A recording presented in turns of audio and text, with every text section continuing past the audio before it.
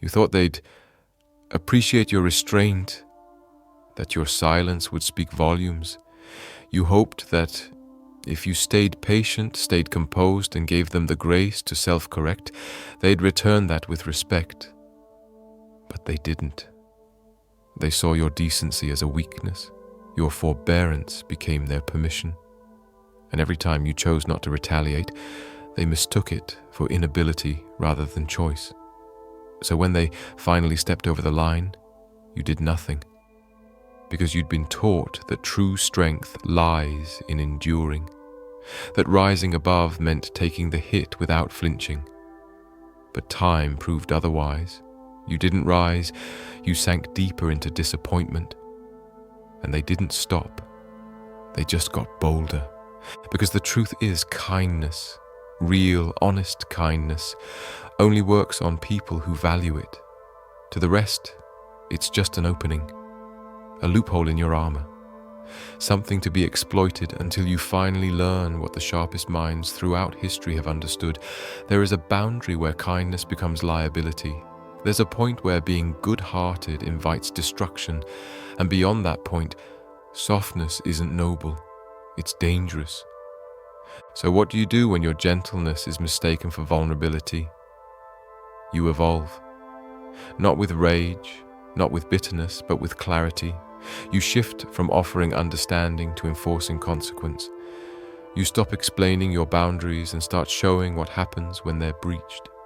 This isn't cruelty for the sake of revenge. It's justice wearing a colder face. Not arbitrary harm, but deliberate, measured response.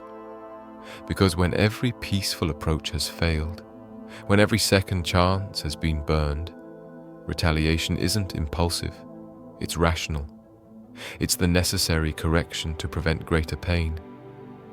That's what some have called the art of essential cruelty. Not wild or irrational outbursts, but focused responses to consistent violation, a kind of precision strike meant not to destroy but to reform, to shock the system that thought you had no claws. You show that you've been watching, that your silence wasn't oblivion, but calculation. And when the strike comes, it's not messy, it's surgical, it's a reset. The ones who hurt the most in life aren't always weak. Often they're the ones who gave too much grace, who believed too long in the decency of others, because they hoped others shared their sense of fairness, their hesitation to harm, their desire for peace. But the world doesn't operate on fairness. It runs on force, on boundaries held and respected. And those who lack the willingness to enforce them, they become targets. So when kindness fails, when softness is devoured, you withdraw your mercy. You don't announce your new posture. You don't scream about betrayal. You simply become less visible, less accessible, less forgiving. Your kindness fades into silence, and that silence becomes the storm they never saw coming. This is the philosophy of decisive consequence. It doesn't declare itself, it moves in shadows. It doesn't ask for validation, it delivers results. You no longer attempt to change hearts, you alter outcomes. And the first rule of this strategy? Don't explain, just shift. When someone tests your limit, you don't lecture them. You show them that the bridge has been burned, and that you're not rebuilding it. Think of how respect operates in human interaction. The one who always pardons gets mocked. The one who constantly listens gets dismissed. The one who forgives every offense becomes the one no one fears. Why? Because refusal to act breeds boldness in the wrong people. Sooner or later, your refusal to draw the line becomes a green light to cross it. That's why some responses must be absolute. A fire so chilling, so complete that no one doubts you again. The goal isn't to leave bodies in your wake, it's to leave boundaries that no one dares to push. You don't retaliate every time, but when you do, you make it unforgettable. There's a reason history's most feared thinkers didn't advocate endless mercy. They understood human instinct far too well. The masses don't admire your patience, they test it. And if they find it endless, they exploit it until it breaks. But when you break, make sure the aftermath rewrites the rules. That's the lesson at the heart of purposeful discipline. If you must retaliate, make it swift and final. Don't leave openings for discussion or interpretation. Leave no doubts, because if your punishment is half-hearted, it invites challenge. But if it's resolute, it brings peace. Not because they agree with you, but because they don't want to face that fire again. And sometimes, the most effective blow is a cold one. No raised voice, no show of fury, just distance, just disconnection, just the quiet vanishing of someone who once cared. When someone expected you to plead, to argue, to fight, and instead you said nothing, that silence can be louder than any confrontation. This isn't about being heartless. It's about being done. Done with apologies, done with hope, done with the belief that your goodness will convert the ungrateful. You shift not because you hate them, but because you finally understand them. And that understanding changes you. No more repeating yourself. No more believing that being the bigger person means shrinking to make room for their behavior. Instead, you rise, not above, but beyond. You let your absence speak where your presence once protected. You let your new demeanor send the message. The version of me you abused no longer exists. And from that moment forward, every interaction is filtered through that awareness. Your kindness is no longer assumed, it must be earned. Your time isn't freely given, it must be valued. Your patience isn't bottomless, it has a cost. And those who want access to you again must now face the weight of their past actions. Because in any social space, be it personal, professional, or public, people are always watching. Even if they say nothing, they are measuring. Who leads? Who follows? Who tolerates disrespect? And the moment they sense you'll let things slide, you become the lowest rung on the power ladder, unless you act. Act, not with fury, but with finality. You don't need a scene, you need a decision, a line drawn that will never be erased. Because true retribution isn't rage, it's precision. It's the ability to remove someone from your orbit so cleanly they forget what it felt like to be included. And if they protest, let them. If they try to flip the story, let them speak. Their desperation only reveals the power you once held, and the quieter you are, the louder that power becomes. Because those who have truly moved on don't argue, they don't perform, they just leave, entirely, without warning, without return. This is what changes the dynamics forever. Not your anger, but your absence. Not your words, but your unavailability. That hollow space you once filled becomes the reminder. Not the punishment itself, but what your departure signifies. That mercy was exhausted. That the opportunity to fix it is gone. That you don't need to announce anything because the change is already complete. Sometimes that single shift teaches more than 1,000 explanations. When someone feels your energy vanish, when your warmth is replaced by ice, when the familiar version of you disappears behind a colder silence, they realize they never truly understood you, and by then it's too late. Because restraint isn't weakness, it's calibration. And once you reach your limit, what comes next is not revenge, it's evolution.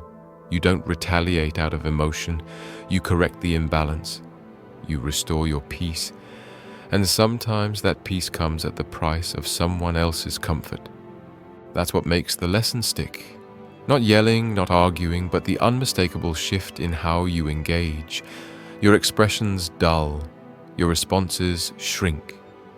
You don't explain, you don't comfort, you don't give them another opening to cause the same damage. You simply vanish from the version of their world that once relied on your presence. And that vanishing, that's the art. You exit without fanfare, but with impact. You become the ghost they never expected to lose. You turn your silence into a monument, and they're left with only one question they'll never get answered. What changed? The answer is simple. You did. You've walked away now, not with fury, not with vengeance in your veins, but with the calm of someone who's realized they owe no one an explanation. That's the most unsettling part for them, the absence of justification, the lack of closure. You didn't lash out. You didn't scream. You just stopped. And now they're left pacing the silence, trying to stitch together a reason for the void you left behind. But there isn't one you're going to give. Because cruelty, true, refined cruelty, isn't about emotional outbursts. It's about control.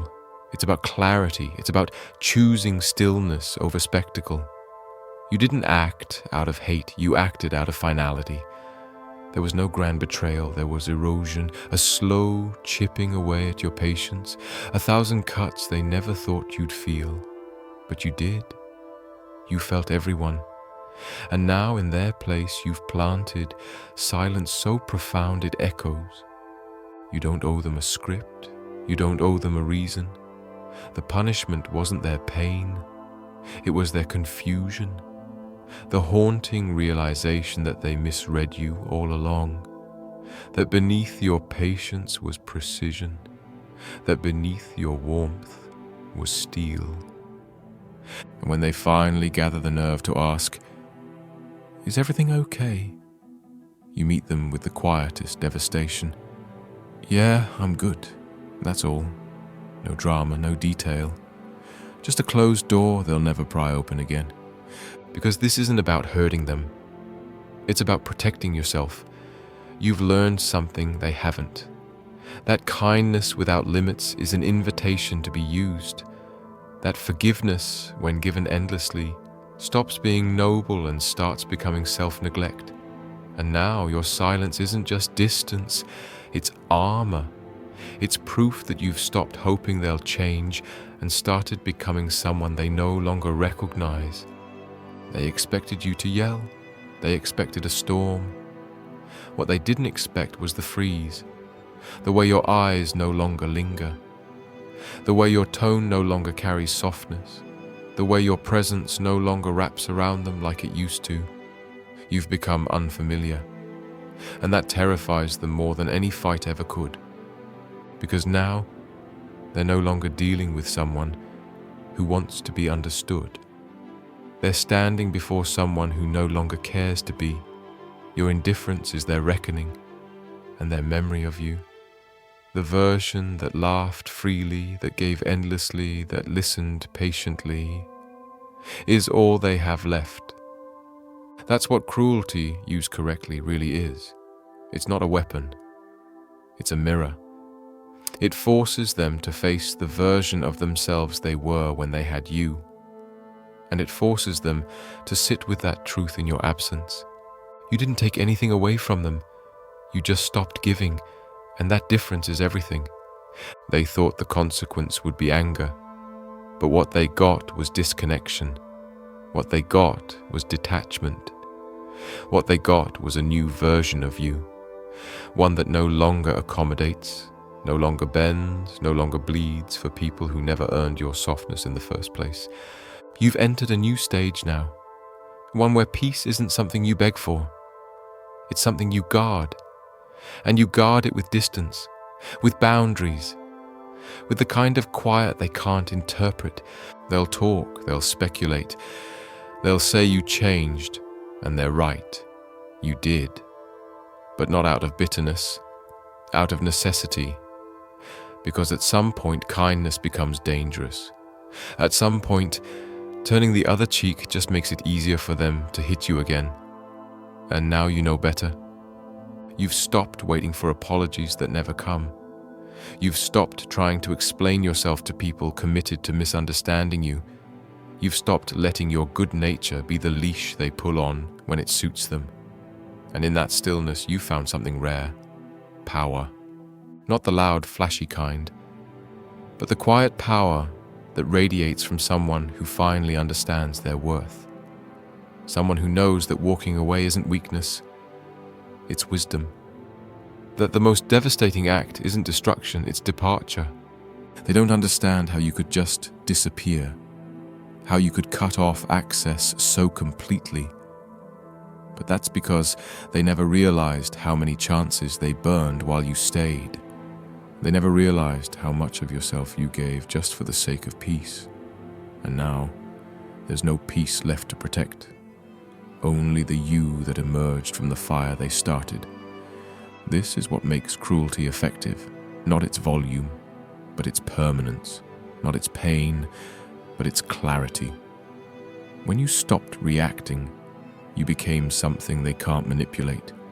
When you stopped explaining, you became something they can't argue with. You're no longer part of their story, you're the footnote they wish they understood. And that's the genius of restraint. When done well, it doesn't just remove you, it elevates you. It turns you into a presence that's remembered not for your rage, but for your refusal to stay where you weren't valued. They'll try to repaint the story. They'll try to portray themselves as the victim. Let them. Because every word they speak is an admission that you mattered, that your absence cuts deeper than your presence ever did. And the more they talk, the more obvious it becomes. They lost something they didn't know how to keep. Meanwhile, you say nothing. You post nothing. You hint at nothing. Because the most effective consequence is the one you never have to explain.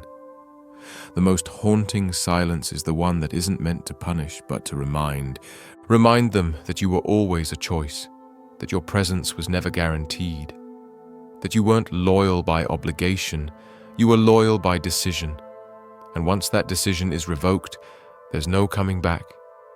That's what necessary cruelty is. It's not fire, it's frost. It doesn't burn, it freezes. It doesn't scream, it ends cleanly, finally, completely. And from that end comes something new. A version of you that no longer trades peace for acceptance. A version that doesn't try to be likable at the expense of being respected. You're not angry. You're just done. And that difference is what makes people panic. Because most aren't afraid of being yelled at. They're afraid of being forgotten.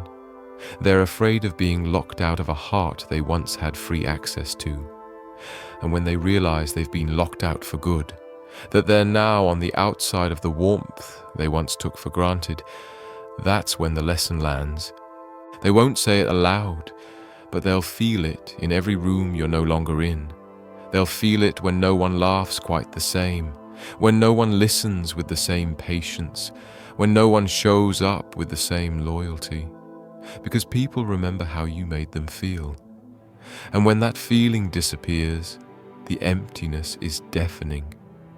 You're not cold. You're careful now. You're not cruel. You're corrected. And that correction may feel like punishment, but really, it's protection. Not for them, but for you. You learn the hard way that not everyone deserves the version of you that bends, that sacrifices, that waits. Some people only understand consequences, not compassion. And to them, the only language that makes sense is absence. So you speak that language now, fluently, with no hesitation, with no apology. You're not trying to hurt them.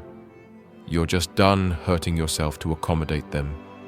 You've become the mirror they can't look away from, the silence that doesn't forgive, the boundary that won't be moved. And that's how you win, not by proving anything, not by making them understand, but by never giving them the chance to misuse your kindness again. That's real strength. That's real power. And that's what it means to practice necessary cruelty. It's not the act of becoming mean. It's the act of becoming clear. Clear that you've evolved. Clear that you're not who they used to manipulate. Clear that the cost of hurting you is losing you. And now they know that cost forever.